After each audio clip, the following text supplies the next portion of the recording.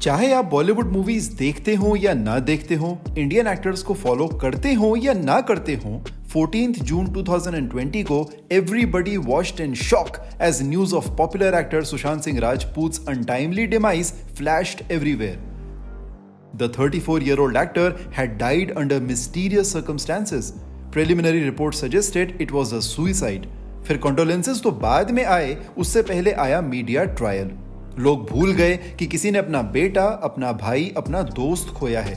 उनकी untimely death की चर्चा करते हुए लाइक्स और व्यूज की दौड़ में लोग इतना आगे निकल गए कि सुशांत का क्राफ्ट, उनका टैलेंट और उनका पैशन बहुत पीछे छूट गया.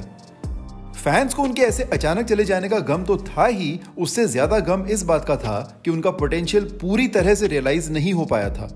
और ये आर्ग्यूमेंट कई लोग आज तक देते हैं कि वक्त ने न सिर्फ ब्योमकेश बख्शी और MS Dhoni the untold story जैसी फिल्मों में अपनी एक्टिंग का लोहा मनवा चुके राजपूत को हमसे बहुत जल्दी छीन लिया, मगर साथ ही छीन लिया उनका कमाल का टैलेंट भी. But almost 2 years after his death, is that how we want to remember him? Instead of an unrealized potential, shouldn't we rather celebrate his legacy as the amazing actor that he was? TV में काम करके फिल्मों में काम करना एक अलग चीज होती है, और टीवी पे स्टार बन के फिर फिल्मों में भी स्टार बन जाना एक बिल्कुल ही अलग achievement. Over the years Rajeev Khandelwal जैसे कई एक्टर्स ने ये रास्ता अपनाने की कोशिश की और कुछ हद तक थोड़ी बहुत सफलता भी पाई, मगर पूरी तरह सफल बहुत कम लोग हुए. शाहरुख खान, इरफान खान, विद्या बालन और सुशांत सिंह राजपूत. सुशांत शायद अपनी जनरेशन के अकेले ऐसे एक्टर थे जिनका स्टारडम डीकोड नहीं, सिर्फ महसूस किया जा सकता था. कोई पिन पॉइंट करके बता नहीं सकता था कि इस एक रीजन की वजह से उन्हें सुशांत पसंद था. बस पसंद था तो पसंद था, और शायद इसी को स्टार पावर कहते हैं. यही स्टार पावर डायरेक्टर्स को भी उनमें दिखी होगी, विच इज प्रोबेबली व्हाई अपने 7 साल के छोटे से फिल्मी करियर में ही worked opposite 4 debutante female leads: Vaani Kapoor, Disha Patani, Sara Ali Khan and Sanjana Sanghi. They all made their debut opposite Rajput in Shuddh Desi Romance, MS Dhoni The Untold Story, Kedarnath and Dil Bechara respectively.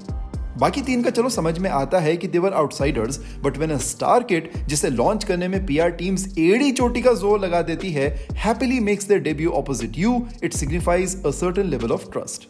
Trust कि ये बंदा अपने टैलेंट के दम पे फिल्म चला ही लेगा. ट्रस्ट कि मेरा करियर इसके ऑपोजिट डेब्यू करके will be off to a great start. ये ट्रस्ट मेकर्स ने सुशांत को एज एमएस धोनी कास्ट करते हुए भी दिखाया था, उन्हें एज ब्योमकेश बख्शी बनाते हुए भी दिखाया था, और पीके में सरफराज बनाते हुए भी दिखाया था.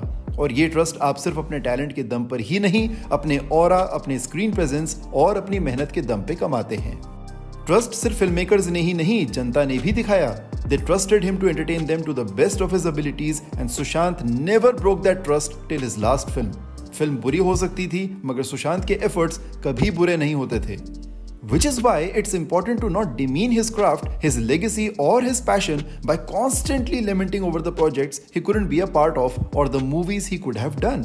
तो क्या हुआ अगर वो शेखर कपूर के साथ पानी नहीं बना सके? तो क्या हुआ अगर उनकी एम्बिशियस स्पेस मूवी चंदा मामा दूर के नहीं बन सकी? The glass isn't half empty, it's half full. Half full with his amazing performances in Chichore, MS Dhoni, Kai Poche and PK. And even if the glass is half full, it's more than enough to quench the thirst of his fans. कल उनकी birth anniversary है और उसी के मौके पर उनकी biopic बनने के रूमर्स उड़ रहे थे. हमें नहीं लगता कि उसकी कोई जरूरत है, क्योंकि वो इस कदर अपने किरदारों में घुस जाया करते थे कि उनके निभाए किरदार ही उनकी कहानी है. ब्योमकेश बख्शी के ब्योमकेश हों, एमएस धोनी के धोनी, काय पोचे के ईशान या फिर पीके के सरफराज, कोई भी फिल्म उठा के देख लीजिए, ये सभी सुशांत की कहानी बयान करते हैं. Happy birthday Sushant, you'll always have a place in our hearts. Stay tuned for more and don't forget to subscribe to Shosha for more such videos.